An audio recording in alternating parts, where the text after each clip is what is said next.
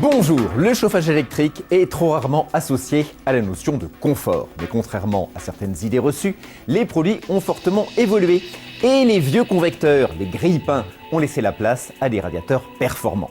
Si la recherche a permis de développer des solutions à la pointe du confort moderne, c'est précisément pour répondre aux exigences de confort des utilisateurs.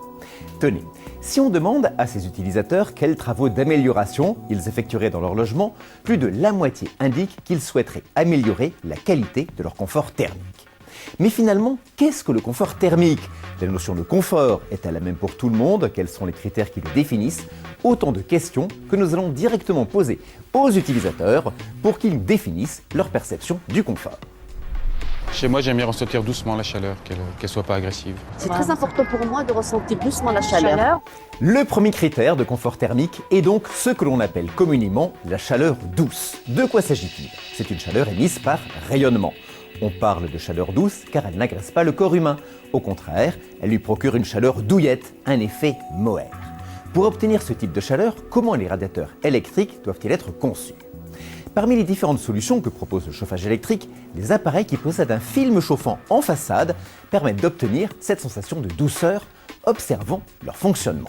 Le film chauffant est composé d'un circuit en aluminium disposé sous la façade de l'appareil et il va diffuser un rayonnement homogène. C'est parce que le rayonnement dégagé par le radiateur est comparable à celui qu'émet le corps humain qu'il ne va pas perturber son équilibre et que l'on pourra parler de chaleur douce. En réalité, les conditions pour qu'un radiateur électrique émette une chaleur douce sont au nombre de 3. Tout d'abord, la surface d'émission de chaleur.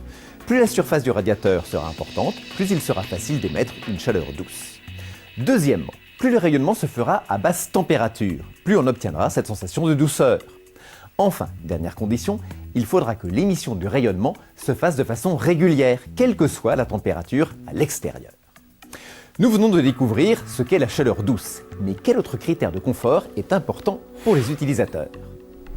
Ce que j'attends pour ma famille, c'est un air agréable et sain à respirer. De ne pas avoir la gorge trop sèche, une sensation d'irritation au niveau de la gorge. C'est important pour nous, c'est pas avoir un air trop sec. La qualité de l'air respiré. Pour préserver un air sain, il est primordial que le taux d'humidité relatif de la pièce soit supérieur à 30%, idéalement compris entre 40 et 60%. Mais surtout, il faut aussi éviter la stratification de l'humidité, c'est-à-dire la superposition de couches d'air plus ou moins humides qui provoque une sensation désagréable. Le chauffage électrique moderne propose des radiateurs avec un corps de chauffe dans lequel circule un fluide caloporteur.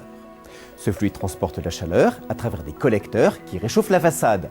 Dans le même temps, l'air chaud va se diffuser naturellement dans la pièce à partir de la sortie d'air située en haut de l'appareil.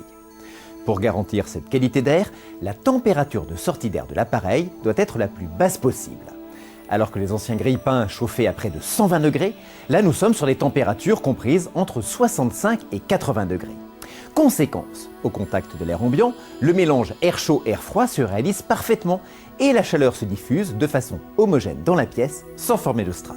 Simple non? Découvrons maintenant une autre condition de votre confort. J'aime bien une chaleur sans à-coups, une chaleur uniforme. Le fait que la température change trop rapidement, donc entre le froid et le chaud, pour nous c'est un désavantage, un inconvénient. Chez moi, quand j'éteins mon radiateur, j'ai envie de continuer à ressentir la chaleur. C'est ce que l'on appelle la chaleur inertielle. De quoi s'agit-il? Tout simplement, lorsque le radiateur s'éteint, on aime que la chaleur diminue progressivement. En d'autres termes, qu'elle ne tombe pas d'un seul coup. On appréciera particulièrement ce type de chaleur dans les constructions anciennes ou bien mal isolées. Observons un radiateur électrique avec un corps de chauffe en fonte et découvrons de quelle façon il doit être conçu pour émettre une chaleur inertielle. La condition essentielle est la composition du corps de chauffe. Il doit posséder des propriétés inertielles, c'est-à-dire la faculté d'emmagasiner de la chaleur puis de la restituer lentement. Et pour cela, la fonte est le matériau idéal.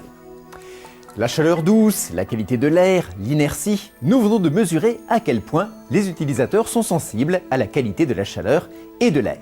Pour autant, d'autres critères sont importants pour obtenir un confort de grande qualité. C'est important pour moi que toutes les pièces soient chauffées uniformément. Et que la température soit homogène dans toute la pièce, qu'on soit assis ou debout, qu'on ne ressente pas de différence. thermique. Que ce soit au niveau des pieds, au niveau du visage, qu'on soit debout, assis. Madame veut une température maîtrisée où qu'elle se trouve et elle ne veut pas ressentir de différence de température entre le niveau de sa tête et celui de ses pieds. On la comprend. C'est ce qu'on appelle l'homogénéité verticale. Et pour qu'un radiateur électrique permette de limiter l'écart de température entre la tête et les pieds, il faut qu'il ait des caractéristiques proches de celles que nous avons observées avec la qualité de l'air, à savoir une faible température de sortie d'air.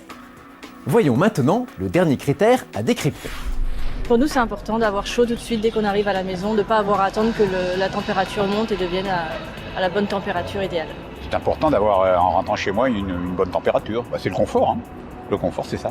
Cela s'appelle la rapidité de montée en température. On a l'habitude d'évaluer la performance d'un radiateur électrique en mesurant le temps qu'il met pour augmenter la température d'une pièce de 3,5 degrés. En fonction de leur corps de chauffe, certains appareils sont 2 fois plus rapides que d'autres. Étudions le cas des radiateurs électriques qui possèdent un corps de chauffe en aluminium. S'ils sont aussi performants, c'est grâce aux propriétés de conductivité de l'aluminium. On peut même améliorer la rapidité de montée en température en agissant sur la structure du radiateur. C'est le cas des radiateurs en aluminium fermé.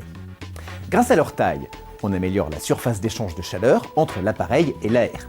De plus, les petites cheminées à l'arrière de l'appareil permettent un meilleur échange thermique et une montée de la température encore plus rapide tout en préservant un air sain. Grâce à leur qualité de réactivité, les radiateurs en aluminium fermé permettent une diffusion rapide de la chaleur et une montée immédiate de la température de la pièce. Ces qualités seront particulièrement appréciées pour les constructions neuves ou très bien isolées. Les critères constitutifs du confort thermique sont donc la qualité de la chaleur et en particulier la sensation d'une chaleur douce et souvent inertielle, la recherche d'un air sain, c'est-à-dire agréable à respirer, et enfin la maîtrise de la température, c'est-à-dire une température qui monte rapidement et qui soit uniforme de la tête aux pieds. Aujourd'hui, le chauffage électrique a considérablement évolué et il constitue une solution simple pour obtenir un excellent confort. Pour chaque type et chaque pièce de l'habitat, il existe des solutions parfaitement adaptées pour plus de bien-être et de douceur. Ainsi, les radiateurs chaleur douce à inertie, comme les modèles avec corps de chauffe en fonte et film chauffant, conviennent à toutes les constructions récentes ou bien isolées, comme anciennes et moins bien isolées. Il en va différemment pour les autres solutions. Par exemple, on proposera prioritairement des radiateurs chaleur douce avec le corps de chauffe réactif en aluminium pour les constructions récentes et bien isolées, et inversement, des radiateurs à inertie pour les logements moins bien isolés. Pour connaître sans tarder la solution qui vous convient, contactez votre installateur. À bientôt!